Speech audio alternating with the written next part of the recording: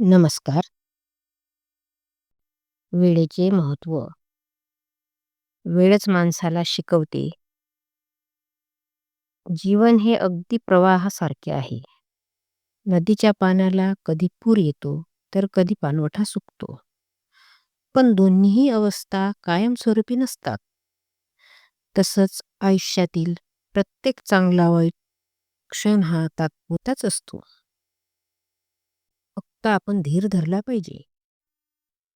कधी कधी संकट एवढी मोठी वाटतात की आपण हताश होतो, निराश होतो.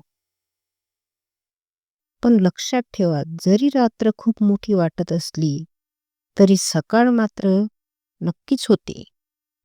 तसंच दुःख, समस्या, अपयश यांचाही शेवट असतोच. वेळच माणसाला शिकवते, दुःख म्हणजे शेवट नाही, तर एक नवीन सुरुवात आहे. अपयश म्हणजे पराभव नाही, तर अनुभवाची शिदोरी आहे. आनंद म्हणजे केवळ मिळालेलं सुख नाही, तर वाटून घेतलेलं सुख आहे. फक्त धीर सोडायचा नसतो, थोडं थांबायचं, स्वतःवर विश्वास ठेवायचा आणि वेळेला वेळ द्यायचा. कारण वेळ ही सर्वात मोठी औषधी आहे.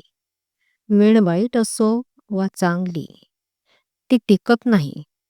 पण आपण धैर्याने त्याला सामोरं गेलं पाहिजे, तर जीवन नक्कीच सुंदर होतं.